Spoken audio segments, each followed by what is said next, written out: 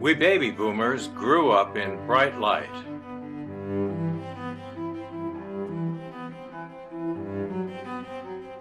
And in pitch darkness. Every generation has its joys and its griefs. We're born in nests of innocence, but funny thing about living creatures, we grow up and move out.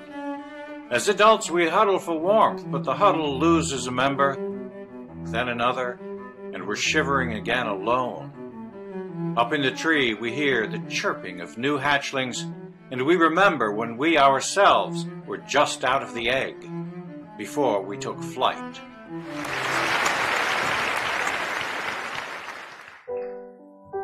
When in the womb, I'm rather small, but preconceived, I'm not at all. I'm not a zippo diddly zero, nobody's fool and nobody's hero. I'm neither head nor arm nor leg. I'm not a sperm, I'm not an egg. Until one day egg gets with sperm, and all new life begins to squirm. Soon my mama's obstetrician sees something inside her in fetal position. Half a year later, I exit her belly. Not really sure if it's heaven or helly I've entered. I know, though, compared to gestation, it's tougher out here. Life's no summer vacation. The womb was a lark, but it's useless to pout, since there's no going back there the moment I'm out. But there's no need to go back, because life as a hatchling is pretty sweet. I've picked out of my first egg, but my warm, safe new house is another one, only bigger and with a harder shell. Childhood's a garden of earthly delights, where birds always sing and nobody fights. Everyone's good here and no one is bad, and the best ones of all are my mom and my dad. The speckled, perfectly formed egg of my young existence manifests to me what St. Thomas Aquinas called wholeness, his first criterion for truest and purest beauty. Indeed, my first notion of beauty is my own clearly defined, secure domestic environment.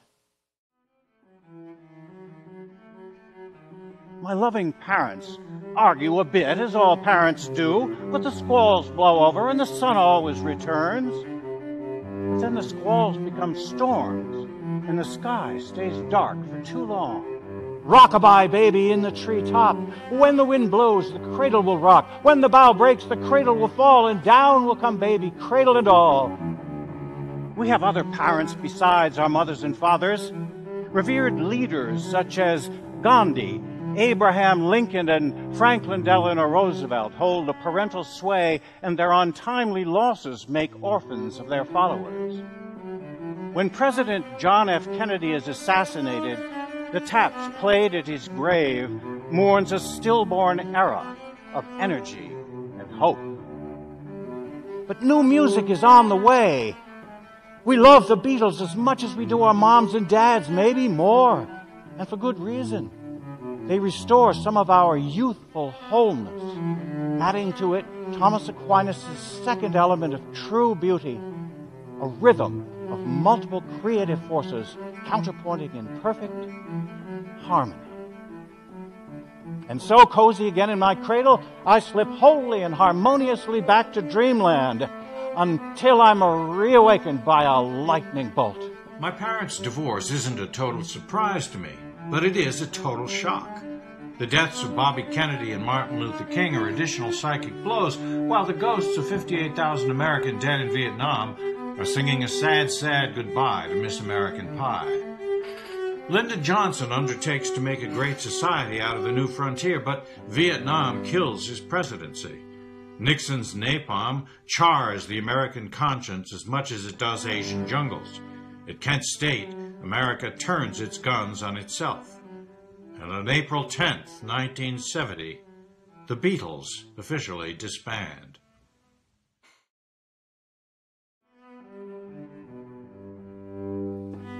In that instant, the bough breaks. I'm falling through time, where all clocks say midnight and words never rhyme.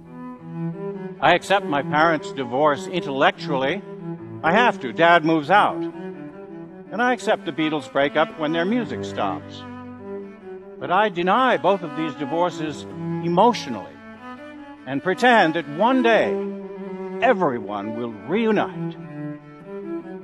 On December 8th, 1980, we know for sure that the Beatles will never reunite when John Lennon is shot dead. Though my parents reconcile as friends, they never remarry.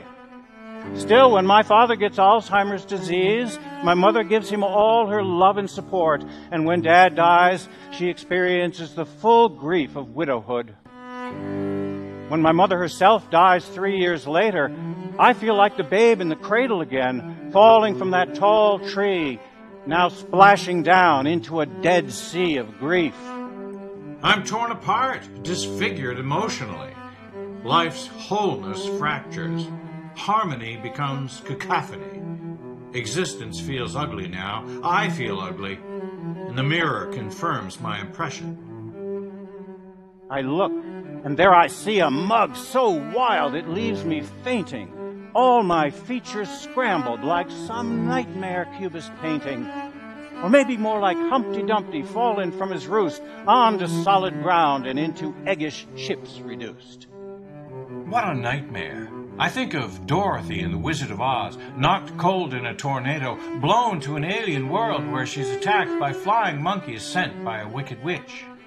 I want to wake up, so I turn away from my reflection, but I'm compelled to turn back. And there beside me now is the good witch Glinda, who was Dorothy's guardian angel and who showed her the way back to home sweet home.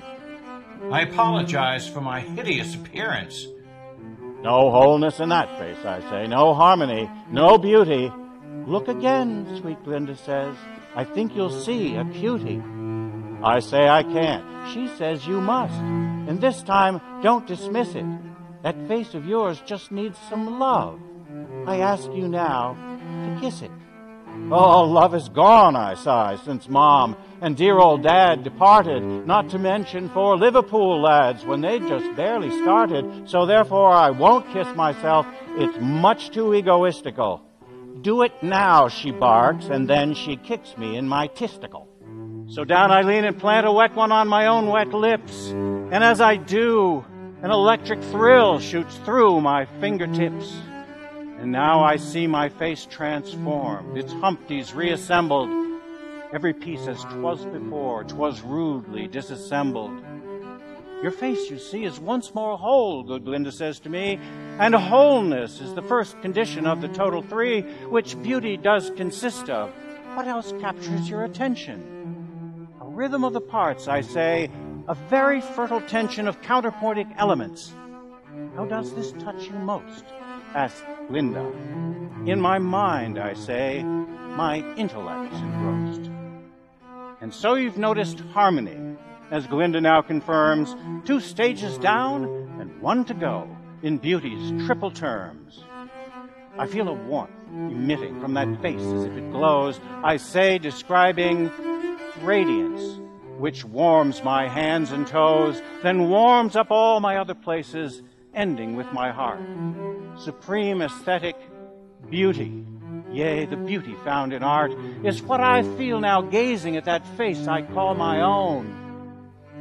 A work of art. That's me, in every sinew, cell, and bone. When you lose someone, a family member, a friend, a hero of yours in the public realm, you're going to grieve. Grieving hurts, it's agony. And just when it's subsiding, you grieve harder, feeling like if you wail loud and long enough, your lost loved ones will hear you and they'll come back. Well, they won't come back. In body, anyway. In spirit, though, they have never left you. And if you uphold, build upon, advance, and thereby honor the precepts of the arts, societies, and families they created for your own use and greater glory, those beloved spirits will never depart. Glinda taught me that. But who was Glinda, this wise, beautiful guardian angel who guided me back home after my sorrowful wanderings? For years I've pondered this as I've lain in bed, waiting to fall asleep. And now I'm home, and sometimes nights when lying on my cot, I wonder who that Glinda was. My mom, perhaps? Or not. Who knows? It doesn't matter. And so I drift away. And now I'm in my cradle on that long-lost, fateful day, when Cradle fell from that tall tree and I came tumbling after. But now my cries aren't those of fear. They're peals, joyful laughter. Partly I'm the laughing babe who's rocked away to sleep. Partly I'm the parent with its baby soul to keep. I'm child and parent all at once, like brood hen and her brood, laying eggs and being laid to hatch when in the mood. Egg seems quite the best word now to use as I conclude. An egg's a world unto itself, with lat and longitude. Within it yolk and white conjoin, and then the shell cracks open. And that's my last line, or at least my last line you were hoping. My last line now is this. It's guaranteed in any weather. It's I am he, you are she, and we are all together. That's odd, I know, but try to see the child inside me begs. Just humor me, we're hens and roosters, and we're all their eggs. Thank you.